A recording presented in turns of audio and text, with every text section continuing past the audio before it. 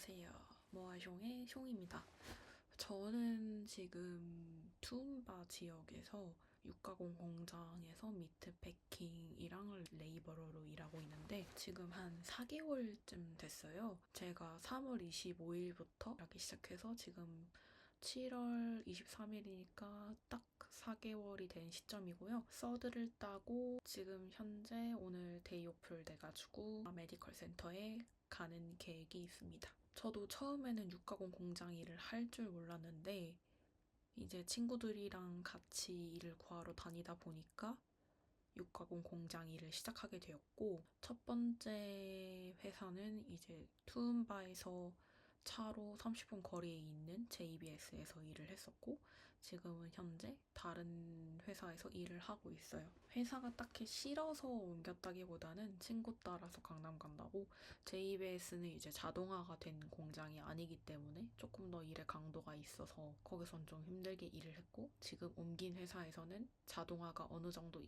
이루어졌기 때문에 조금 편하게 일을 하고 있습니다. 이 다음번에 일할 장소는 아직 정하지 않았고 여기서만 4개월째 일을 했기 때문에 기록을 남기기 위해서 이렇게 영상을 켰습니다. 이제 육가공 공장 일이라고 하면은 직접 피를 보는 거 아니에요? 라고 하던가 아니면은 거기 춥지 않아요? 이렇게 말씀을 많이 하시는데 저도 처음에는 여기가 어떤 일을 정확히 하는지 모르고 입사를 했다가 제가 처음에 배정받은 곳은 보닝룸이었어요. 견습생을 막 땄을 때 친구가 몸이 아프다고 관뒀기 때문에 진짜 패킹 경험은 정말 짧은데 보닝룸 같은 경우는 보통 영상 5도, 3도인 것 같더라고요. 근데 보통은 한 7도 이하라고 생각하시면 돼요. 저는 옷을 내복, 반팔, 조끼 패딩, 그리고 그 위에다가 이제 스웨셔츠 기모 들어간 거, 그 위에다가 이제 거기서 주는 흰 옷을 입고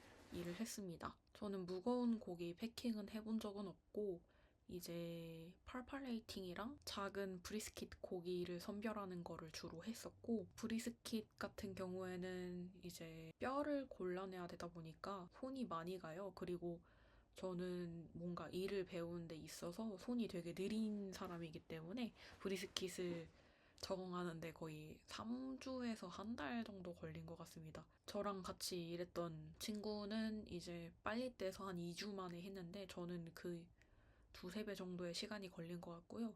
그마저도 제가 적응을 하고 있는 동안에 제 친구가 칼튼 피딩이라고 해서 이제 칼튼이 보통 상자, 종이 상자를 칼튼이라고 하는데 그 안에다가 이제 비닐을 씌우는 그런 작업을 했었는데 상자를 접어서 나오면은 거기다가 이제 비닐을 씌우고 그거 외에도 다른 일을 좀 더 했던 것 같아요. 그게 이제 상자가 높은 데 있다 보니까 그거를 손으로 아기를 집어서 내리기에도 이제 키가 작은 동양인의 한계로서 친구가 많이 힘들어서 슈퍼바이저한테 말해가지고 제 쪽으로 와서 이제 저랑 같이 브리스킷을 배웠기 때문에 저는 브리스킷 선별하는 작업에 있어서는 그렇게 어려웠던 점이 없습니다. 이제 친구가 견습이 끝나고 혼자 할 때쯤에는 제가 팔팔레이팅이라고 이제 저랑 같이 투움바에 오게 된 친구들이 했던 일인데 그거는 큰 고기에 있는 보늘나 노즐을 골라내는 작업이에요. 팔팔레이팅 할 때 보통 한 15kg, 20kg 정도 사이의 고기를 앞뒤로 구분해 가면서 맨손으로 그거를 잡게 되는데 브리스킷 선별 작업할 때는 그냥 비닐 앞치마하고 맨손으로 고기를 잡았다면은 팔팔레이팅 같은 경우에는 이제 체인 아머라고 해가지고 여기 손부터 여기 가슴께까지 올라오는 쇠사슬로 된 아머를 주는데 그것도 한 3kg 정도 했던 것 같아요. 그거를 차고 팔팔레이팅을 하다 보면은 손목이 얇은 사람들의 한계로는 손목이 쉽게 아플 수 있고 금방 피로해질 수 있다는 거예요. 그리고 저 같은 경우는 근력 운동을 최근까지 잘 안 하고 있기 때문에 등 근육도 많이 아프고 어깨 근육도 많이 아프고 손목도 많이 아픈 작업이었습니다.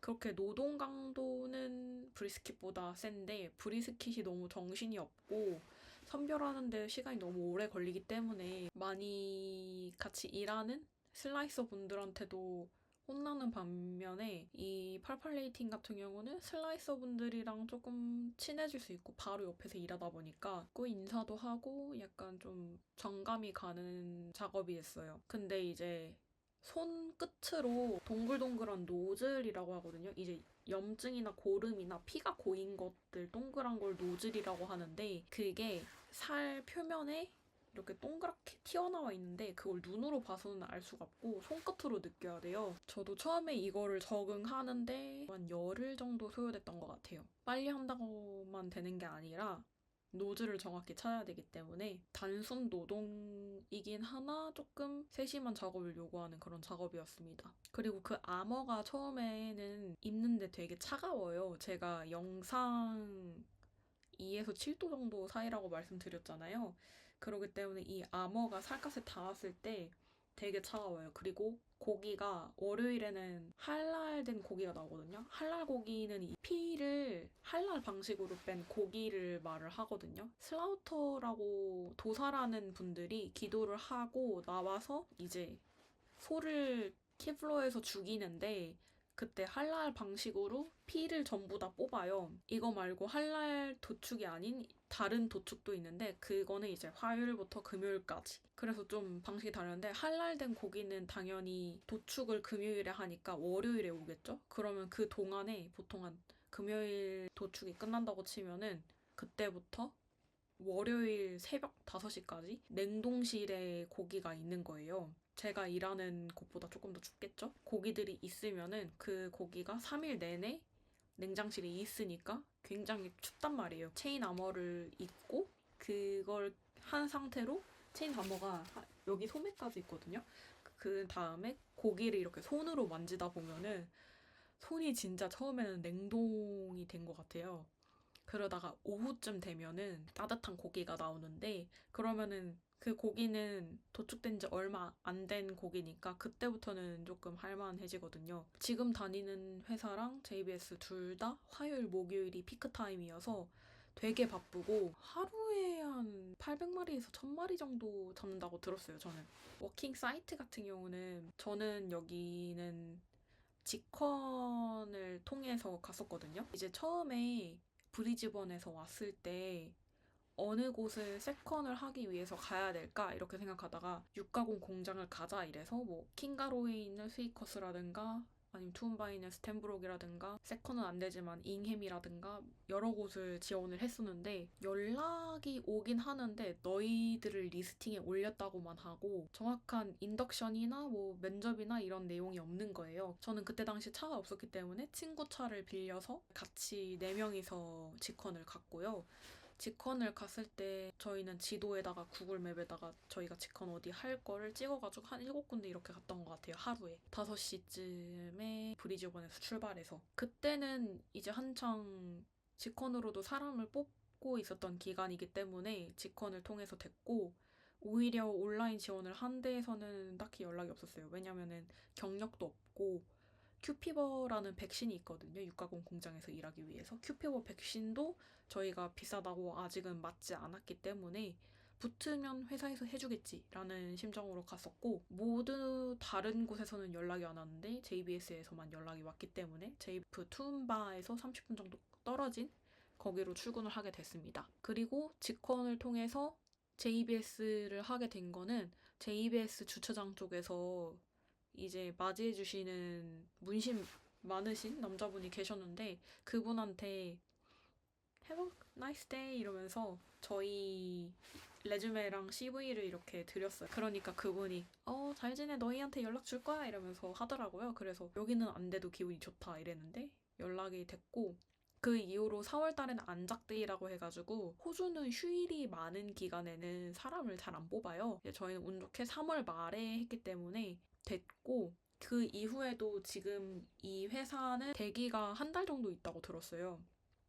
그때도 이제 저랑 같이 사는 친구가 이 회사로 이직을 했는데 저도 이제 친구가 관뒀으니까 이직을 하고 싶어서 알아보고 있다가 한번 지원해 봐야지 이랬는데 딱 운 좋게도 지원을 하자마자 연락을 한 1, 2주 내로 주셔가지고 에이전시 회사랑 이제 면접을 본 다음에 그 회사로 넘어가게 되었습니다. 지금 현재도 대기 계좌가 많은지 모르겠는데 한 달 전까지만 해도 여기 지원자가 한 93명 있었다고 들었어요. 그리고 대기자도 아직도 있는 걸로 알고 있는데 정확하게는 몰라요. 한 2주 전에 들었던 정보라서. 지금 무슨 일을 하고 있냐?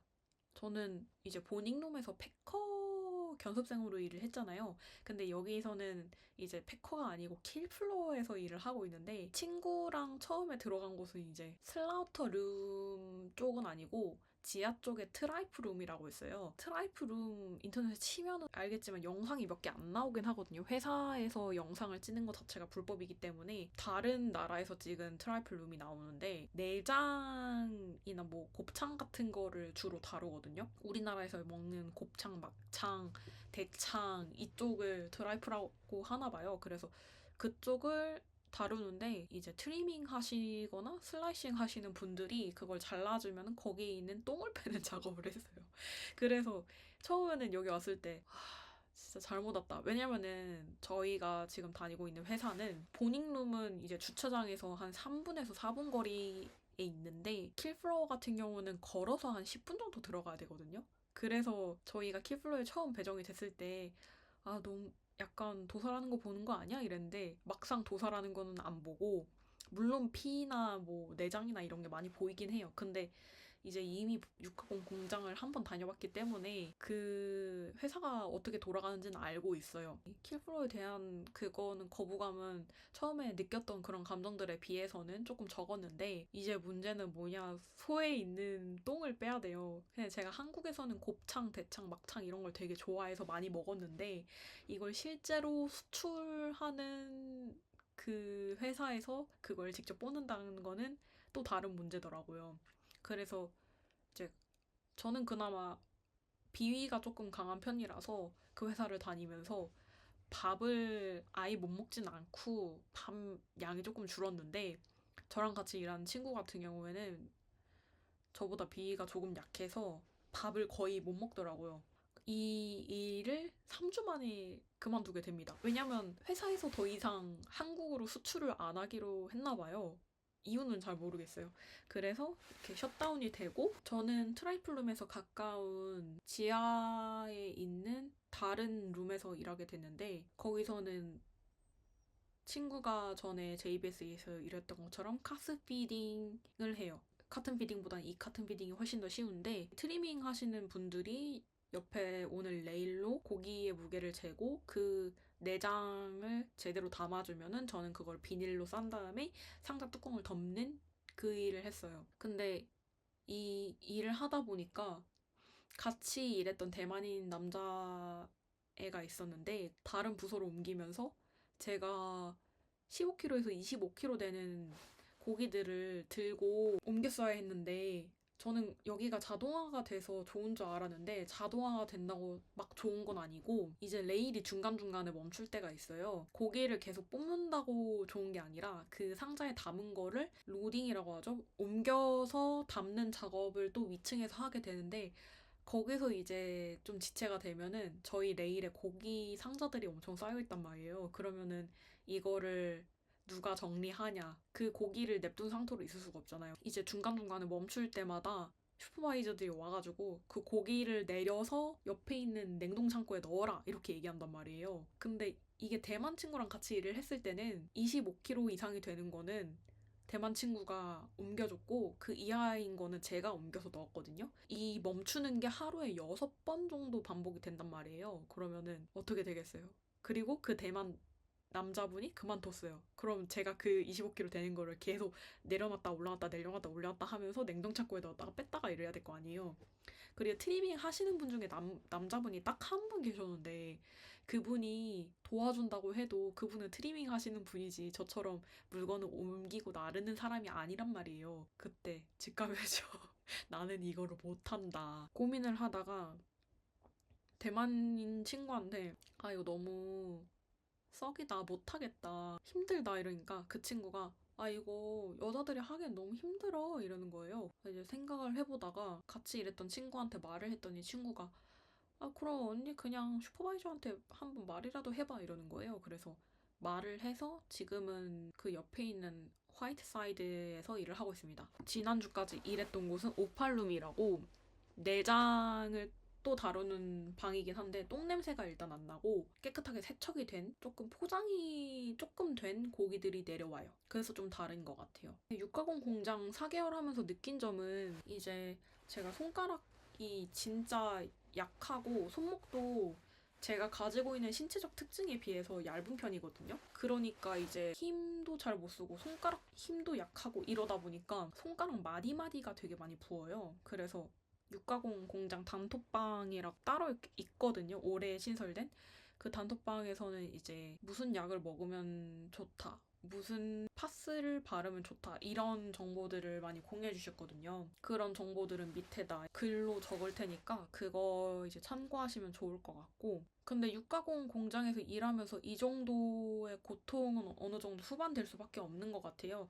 제가 세미로 패커로도 일을 했고 지금은 뭐 기술이 따로 필요하지 않는 일반 노동자로도 일을 하고 있지만 저 말고도 슬라이서나 보너로 일하시는 분들도 그런 고통을 호소한다고 들었어요. 근데 그분들은 이제 좀 더 오래 일을 했고 손가락 마디가 굵어지는 경험이라든가 이미 고통을 달고 살아서 이 고통이 무뎌진 건지 아니면은 그게 고통이 수반되는 게 멈춘 건지는 모르겠는데 이제 약을 먹고 좀 치료를 받고 계속 일을 하다 보면 좀 괜찮아지긴 하더라고요. 저는 일한 지 4개월밖에 안 됐으니까 여전히 아침 일어날 때마다 손가락을 펴기가 어렵고 가끔씩 무거운 거 드는 날이면 다음 날에 시콜을 퍼스널 리브를 때릴 때가 있고 퍼스널 리브나 시콜 같은 경우는 연차인데 이제 병가에 해당이 돼요. 이 영상은 보통 저보다 오래 워홀을 하신 분들이기보다는 한국에 계신 워홀을 준비하시는 분들이나 아니면은 육가공 공장에 생각 있으신 분들이 보실 영상이니까 이 정도까지만 설명을 하도록 하겠습니다. 그럼 좋아요와 구독, 알림 설정까지 부탁드립니다. 좋은 워홀 되세요. 안녕.